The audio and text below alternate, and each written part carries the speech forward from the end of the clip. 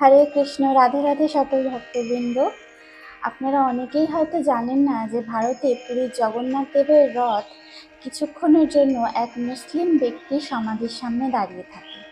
এবার আপনাদের মনে অনেকের প্রশ্ন জাগতেই পারে যে স্বয়ং জগতের নাথ জগন্নাথ কেন একজন মুসলমান ব্যক্তির সমাধির সামনে এসে দাঁড়ান।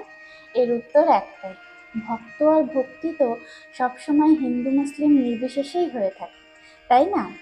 তাই চলুন আজকে সেই ভক্তের কাহিনী জেনে নেব, যার জন্য প্রতি বছর জগন্নাথ দেবের রথ এক মুসলিম ব্যক্তির সমাধির সামনে এসে দাঁড়িয়ে থাকে। পুরীতে জগন্নাথ, বলদেব ও সুভদ্রা মহারানীর 3টি রথ মাসির বাড়ি অর্থাৎ গুন্ডিচা মন্দিরে যাওয়ার উদ্দেশ্যে রওনা হওয়ার সময় রথগুলিকে এক জায়গায় দাঁড় করানো হয়। এক মুসলিম ভক্ত সালবেগের সমাধির সামনে রথগুলিকে দাঁড় করানো হয়।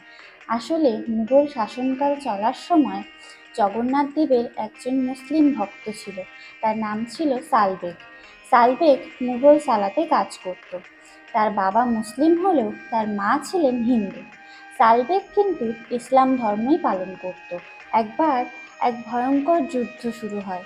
এই যুদ্ধ চলাকালীন সালবেগের মাথায় গুরুতর আঘাত লাগে এবং এই আঘাতের জন্য তার মাথায় বড় গর্তের সৃষ্টি হয়।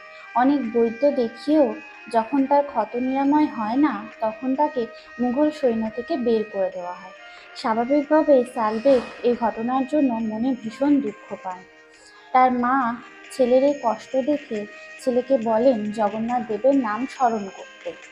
মায়ের কথা মতন সেই দিনের পর থেকে সালবেগ ভগবান জগন্নাথ দেবের আরাধনা করতে শুরু করে। দিনকে দিন তার ভক্তি বাড়তেই থাকে এবং এই ভক্তির কারণে সে মানসিক শান্তি লাভ করতে শুরু করে। হঠাৎ একদিন সালবেগ স্বপ্নে দেখে যে স্বয়ং জগন্নাথ দেব তার সামনে এসেছেন ও তার মাথার ক্ষত ঠিক করার জন্য তাকে বীরপুতি প্রদান করছেন। আর সেটা নিজের মাথায় লাগাতেই সালবেগের ঘুম ভেঙে যায়। ঘুম ভেঙে যাওয়ার পর সালবেগ বুঝতে পারে সবটাই স্বপ্ন ছিল, কিন্তু সে অবাক হয়ে যায় সে যখন দেখে যে তার মাথার ক্ষতচিহ্ন একেবারে ঠিক হয়ে গেছে। তখন সে আর দেরি না করে ভক্তিতে আপ্লুত হয়ে পুরীর জগন্নাথ মন্দিরের উদ্দেশ্যে রওনা দেয়।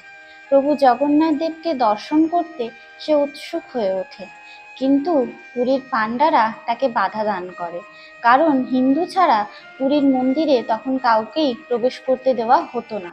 সেই সময় সালবেগ সকলকে বলে যে আমার মনে যদি প্রকৃত ভক্তি থেকে থাকে তাহলে ভগবান অবশ্যই আমার ডাকে সাড়া দেবেন। এরপর সালবেগ মন্দিরের বাইরে বসেই মন প্রাণ দিয়ে ভগবানের নাম জপ করতে থাকে ও কিছুদিন পরেই তার মৃত্যু ঘটে।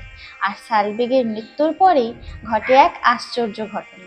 রথযাত্রার সময় জগন্নাথ মন্দির থেকে গুন্ডিচা মন্দিরে যাওয়ার সময় রাস্তার পাশে সালবেগের যে সমাধি তৈরি করা হয়েছিল, জগন্নাথ দেবের রথ সেই সমাধির সামনে এসে থেমে যায়। প্রচুর চেষ্টার পরেও জগন্নাথ দেবের রথকে সেখান থেকে একটুও নড়ানো যায়নি। মন্দিরের কোনো পুরোহিত যখন কোনো বিধান দিতে পারলেন না, তখন এক ব্যক্তি সালবেগের ঘটনা সকলকে বলেন। তখন সবাই সালবেগের ভক্তির কথা জানতে পেরে সালবেগের নামে জয় জয়কার করতে থাকে। আর এরপরই জগন্নাথ দেবের রথ চলতে শুরু করে।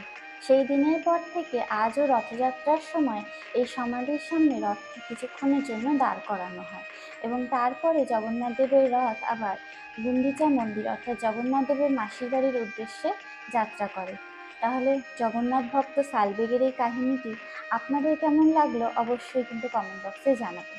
যদি ভিডিওটা ভালো লেগে থাকে তাহলে একটা লাইক করে দেবেন, আমার চ্যানেলটি সাবস্ক্রাইব করে দেবেন আর কমেন্ট বক্সে জয় জগন্নাথ লিখে জানাবেন। হরে কৃষ্ণ।